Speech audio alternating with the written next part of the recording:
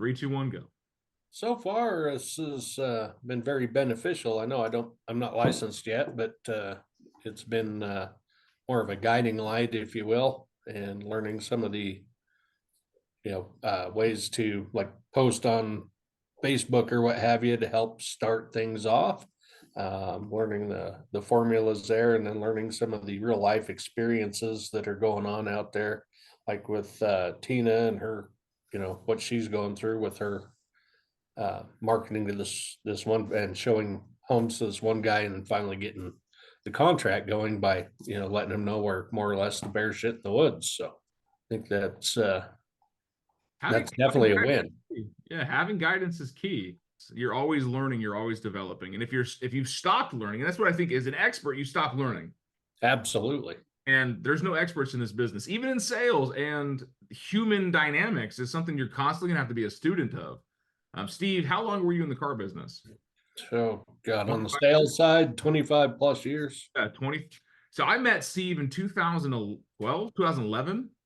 Worked Is with John 12. Chevrolet, and Steve was with me when I started one of my first sales environments as a conventional commission-based salesperson. And we talk on this call all the time about emotional wake and your past experiences and stuff like that. And I'm glad that we have like someone like Steve that I can pair into, because he knows my past. And I'm sure it's blowing his mind that I went from his trainee to his coach on a morning call. That's awesome, actually. But it goes through you got to find a guiding light. Now, here's the thing. Do I know everything? Everyone go left and right with me. No. No, and that's okay. But am I willing Absolutely. to learn? Mhm. That's the difference between an expert and a professional. So being professional is just like on this morning call. Is if something is on your heart, on your mind, or there's a gray speck in the sphere of what you're doing, this is where you get to open up your mind, open up your possibilities, and talk about it. Like, we've got people on this call that have sold hundreds of houses. Not everyone on here is brand new. We've got people on this call that have their broker's licenses, that have been coaches, that have owned multiple companies, and they're on here to get value and to give value equally. So this is a beautiful opportunity for you guys to kind of loop up together, share contact information across the state lines. I love the fact that we've grown past Tucson. Hell, we've grown past Arizona. Yeah, that's good. Because now not only do you have referral partners in different states, you have people to talk to about marketing ideas and bouncing. Hey, Tiff, can I bounce an idea off you? Or, yeah, hey, Stephanie, what's going on with this? You can get some insight. Absolutely. It's a wealth of knowledge here, a wealth of experiences that you can draw on. But I can tell you, none of it makes any value to you unless you're engaged. Yeah.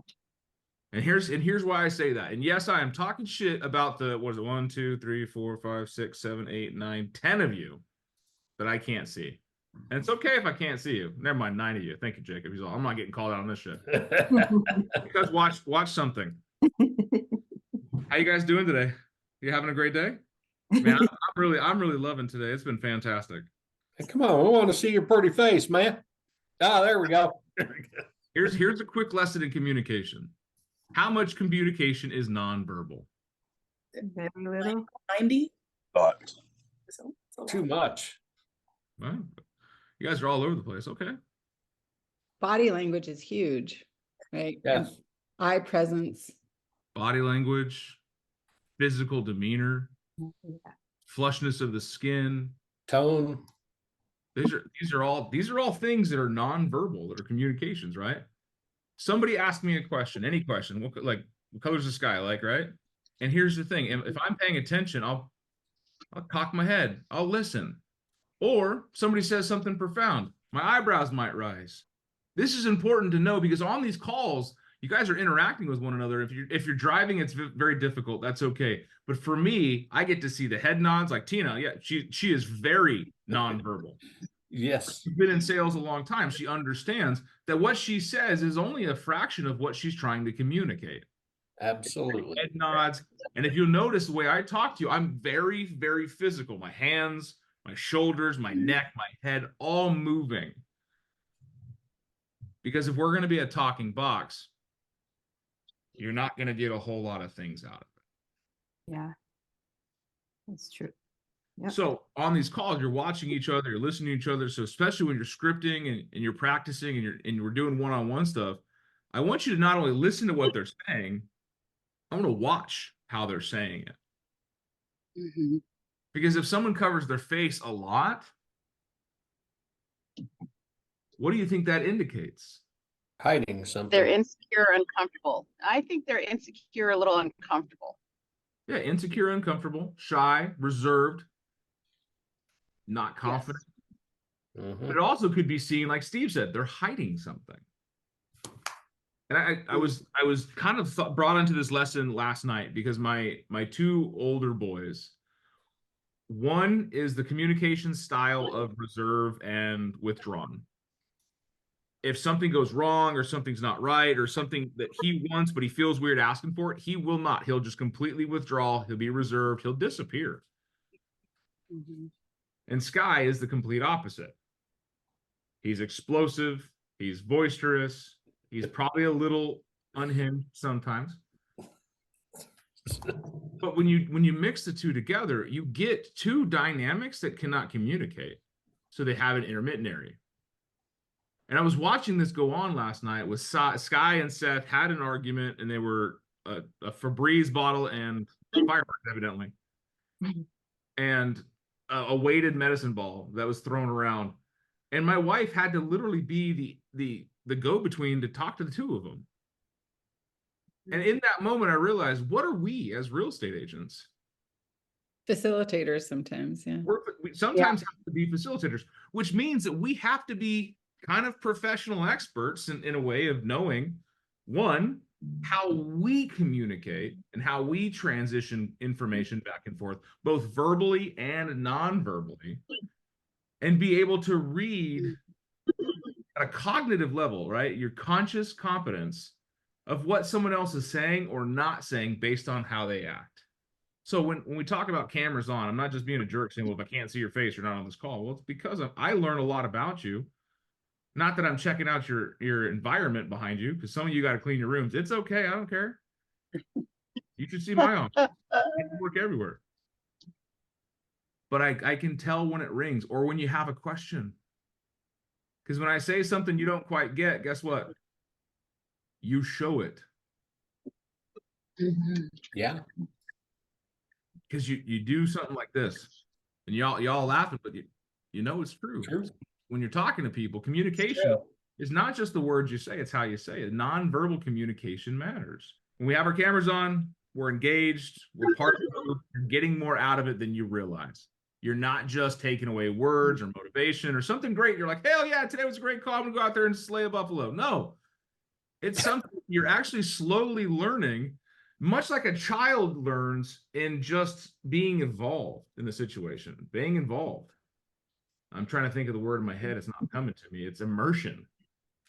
Do you think you're going to learn better a foreign language from a book or living in the country for 6 months?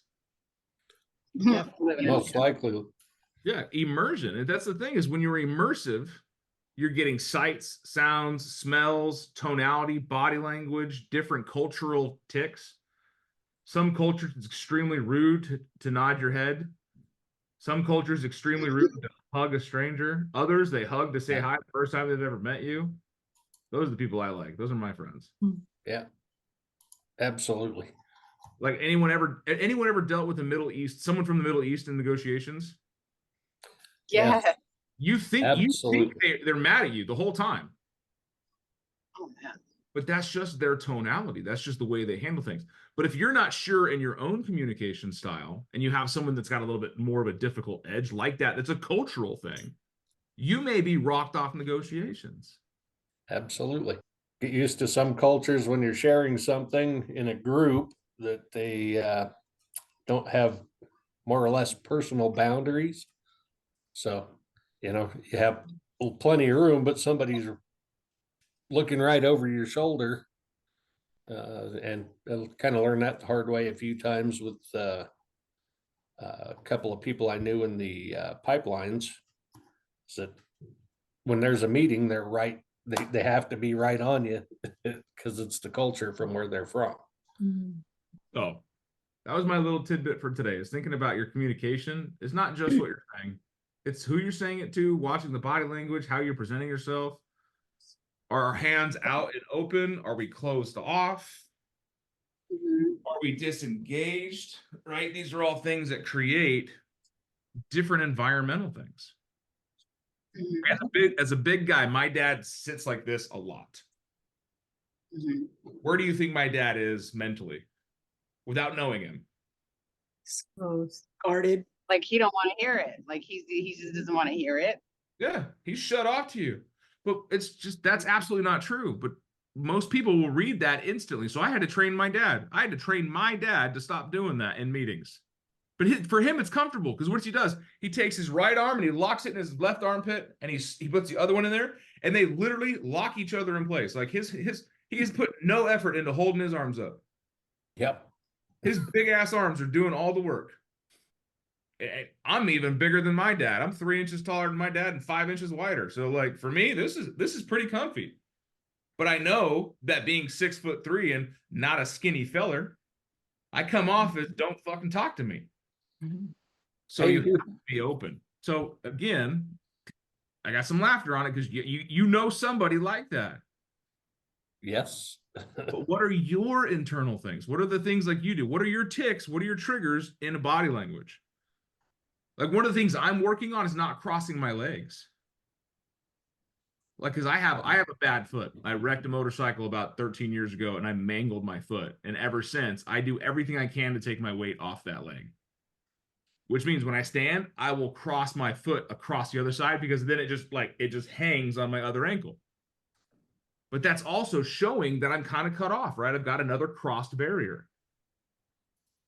Absolutely.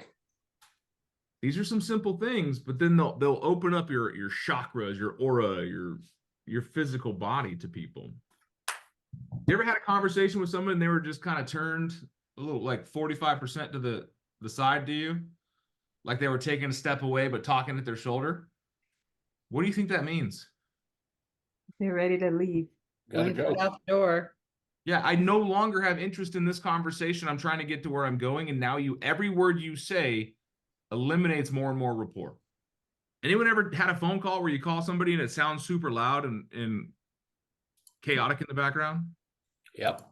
Mhm. Right? Y'all got kids? Yeah. Mhm. How do you feel when you make that phone call? Like I'm disturbing. They're busy. Right? Here's a magical thing for you. Take control of the conversation. Hey, Miss Audrey, it's Big Dan over Keller Williams. You know what? Hey, it sounds like it's pretty crazy over there. Let me call you back later when things settle. When's a good time for us to reconnect? Right. Mhm. How, Audrey, having as many kids as you do and sometimes the craziness around, how would you feel if that happened? Annoyed if I was busy. Yeah, but then if I kept Oh. talking, would you be more annoyed? Yeah. Oh yeah. I would be understandable though. But I'm like, hey, you know what? It really sounds like you got a lot going on right now, and I do not need to add to that. When's a good time for us to reconnect?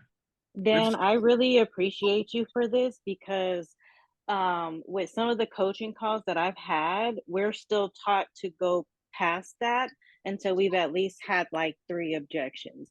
So just hearing that and saying, you know what, like, let me try to connect with you on a different time just really puts my mind at ease with making some of these calls when they do sound a little bit busy. Thank you for that. Mhm. Anthony, let's talk to a 17-year vet. Anthony, am I saying things that are wrong? If you've got somebody you're calling that sounds like there's a zoo behind them, are you going to have any effect on that phone call? Not at all. Not at all. Shit, sometimes my energy's really high, and as soon as they return or they say something, I should notice that their energy's really low. I'm like, oh my goodness, bro, let me call you a little time. Even if I don't think they're busy, if their energy's not what I was expecting from them, I pretty much stop the call right there, and I'll tell them, hey man, I'll hit you up later. And if you need anything, let me know. You'll break rapport. You'll break rapport instantly. If I pick up the phone, I'm like, yo, what's up, Anthony? How you been? And he's all, hello? Whoa. Hold up. Wait a minute. Oh, way. But you're right, Steph. Here's the thing is, and every coach is different.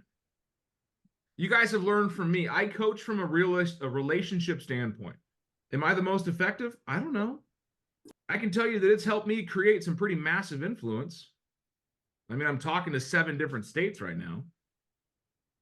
One of those is the state of confusion.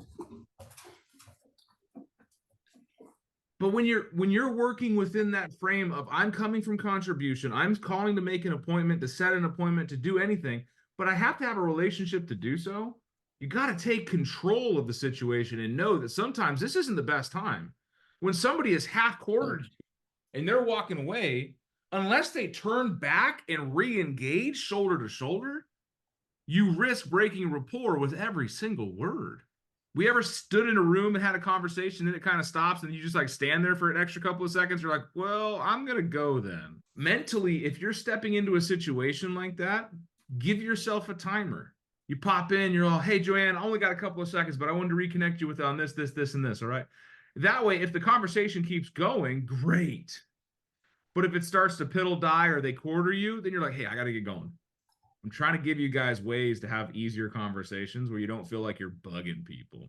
Yeah. Mhm. Yeah. I think it's kind of rude when you know somebody doesn't want to speak or they don't want you're bothering them and you continue to do it. So that's my rule of thumb. Just go by how they feel. If you can't get through, then just politely let them go.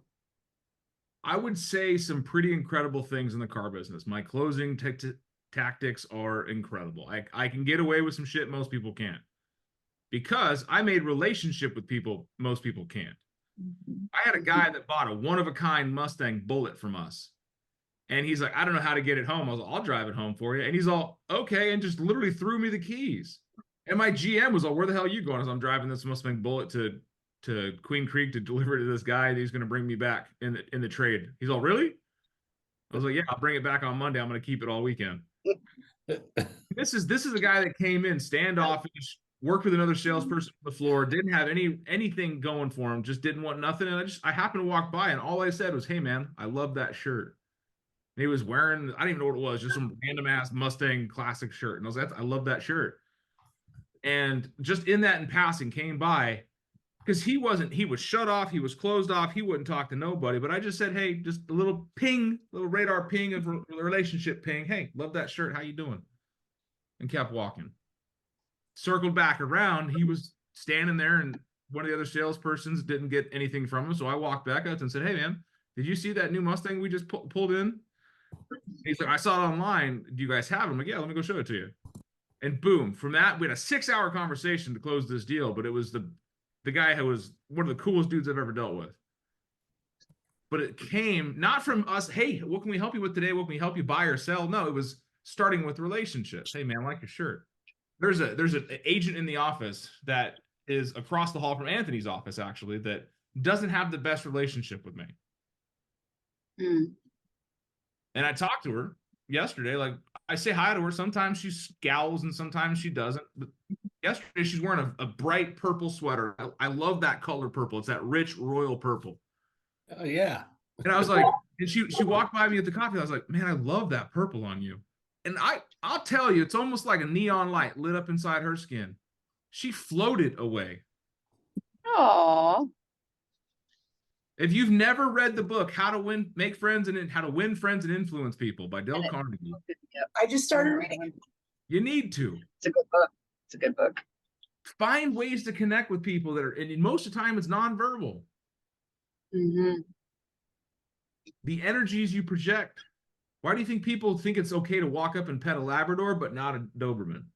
How it presents itself, how it looks. It's how it's presented itself. Like the Doberman has those very much so radar, I'm going to eat you ears, and the sharp face and the sleek skin. Not to say that you shouldn't wear a suit and be all sharp and sleek, but you might be alienating people. I think it puts them in like a great mindset with the whole nonverbal. I witnessed that in our office here in Denver. I walk in on the Dixon side in the morning, and they're so used to me coming over. I rub backs, I scratch arms, and I hug, and they already know what's getting ready to happen when I come through the doors. and they smile, and it's like they give me back that same kind of nonverbal great energy. So I totally agree with that. You do. bring It's so people important. in. Yeah, so important.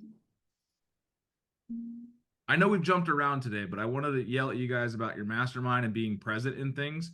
But being present is the most important part of a conversation. Because if you're thinking about X, Y, and Z and you're not part of A, B, and C, you're going to miss a lot in between. Absolutely. If you find yourself in a place where it's non-productive, like they're trying to yell at you on the phone, probably not the best time to connect. If somebody is walking out the door in a hurry, you might be able to slam them closed and turn them in, engaged into them. That's just you working on your actually 15-second pitch because you don't even have time for a 60-second pitch. And I know sales professionals out there like, yeah, I can close the wind. Okay, great. So can a door. But when you can read people's energies and you can take in that essence that's nonverbal, which is roughly 70% of the communication, you're a step ahead than somebody who's got the silver tongue and all the right words. Because I like to use the car world as an example because we all hate slick tongue car salesmen, don't we? Absolutely. And I can tell you, if you put Steve and I in a car arena compared to the other guys that we used to work with, like Josh Melishevsky, Yeah, Josh. there are two types of people. They're the slick tongue salespeople, like Josh, and I love him to death. He was a hell of a salesperson. Yeah. And then there's others that focused on relationship more. Well, I now run a coaching company. I now run a real estate brokerage. I now run my own businesses. And those talk slick salespeople are still running the lot. So be a blend between the two, my friends. Even if you're brand new at this or done it for 1,000 years, this weekend, take some time, every conversation you have, and listen for the tonality. Like Anthony said, if I'm high energy and they're low energy, you need to adjust or you need to come back at later. You'll break rapport. If you're having physical conversations, look for the body language, look for the tonality, look for the twitches, like the people trying to turn or walk away. Be cognizant of those things because then in yourself, you'll be able to be more present, just like we are on this call. So one of my favorite things is when I'm talking to you and you're one of the agents that does not share a lot, and I still see the head nods. That lets me know that you're here, that you're present. Because after all, like I told you, my goal for you is to live a life that you did not know was possible. I want you to be wildly successful. Whatever your definition of success is, we're going to shatter it this year. Pretty crazy things. And if you feel like you're a little lost, just come back. If you missed a day, come back the next. I'm doing a better job of getting the videos up on YouTube. So if you want to come back and revisit some of these, they're up there. I've cut out a little bit of the nonsense, but the meat and potatoes is there. And if there's anyone you ever want to bring to this call, they're more than welcome. Awesome. Any thoughts, comments, or questions before we kick you out of here and have yourselves a great weekend? Seize the day and be happy in it. Carpe diem, my friends. Thank you. Big high five. High five.